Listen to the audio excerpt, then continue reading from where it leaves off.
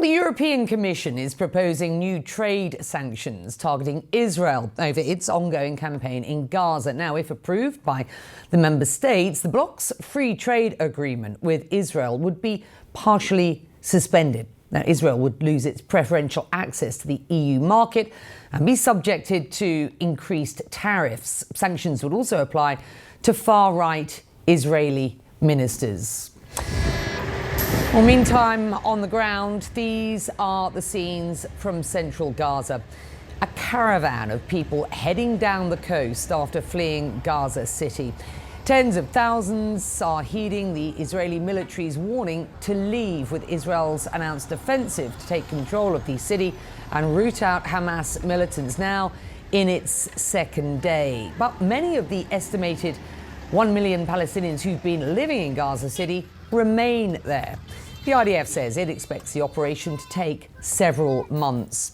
Well, Hania Al-Jamal is an aid worker for Gaza. She is joining us from Deir al-Balah. Thank you, Hania, for joining us today. And I want our viewers just to see some of the video that we've been sent of Palestinians fleeing south, so they will be watching that as you and I speak. This is the one road south, of course, packed with people. Just describe the difficulties for those who are on the move to move safely, if you will. Well, first of all, we need to keep one thing utterly and abundantly clear. It's that the move that is safe, that is out of the question. People are moving under severe bombardment campaign that is forcing them to leave Gaza. So the idea of having a quote unquote safe exit from Gaza City is not available.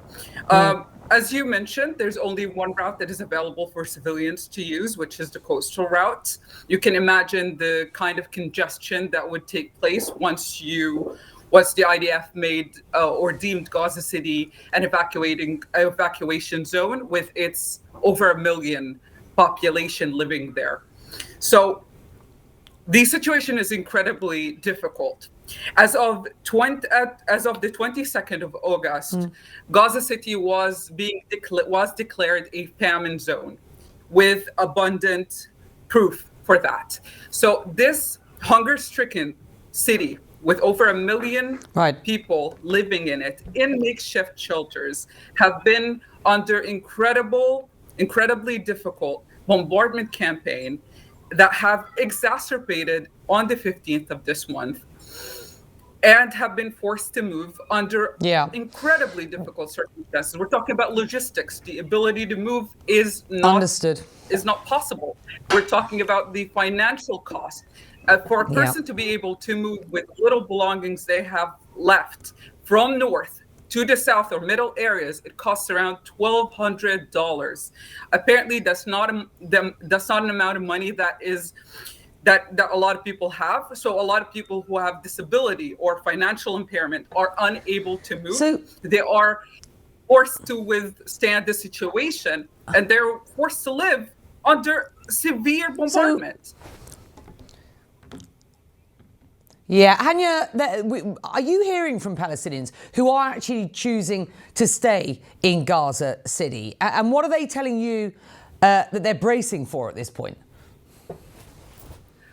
Honestly, we are way past the moment of choice at this point. People who are choosing to stay aren't choosing to stay out of a mere luxury of choice. They are choosing to stay because A, they either have relatives and loved ones who have disabilities who they can't move. B, they don't have the financial capacity to move themselves, their person, and their items to the south. And C, they don't have a place to go to. We're talking about less than 15% of Gaza is habitable. We're talking about 2 million people living on 15% of the land. There isn't much options. Even when we talk about the south, or quote unquote the south, quote unquote the middle areas and the south, we're talking only about the part that is adjacent to the sea. We're talking about the western side of these places that is available for the population. We are now under incredible pressure as humanitarians. In the couple coming months, it's going to be wintertime. All this population is living very close to the shoreline. Any drizzle would basically flood these populations. We're unable to make sure the shelter item needs. Only a couple of hundred tents that have been allowed into Gaza. We are seeing an unprecedented humanitarian disaster that could be easily avoided. It's not feasible to move 1 million people from one place, from Gaza City to the south.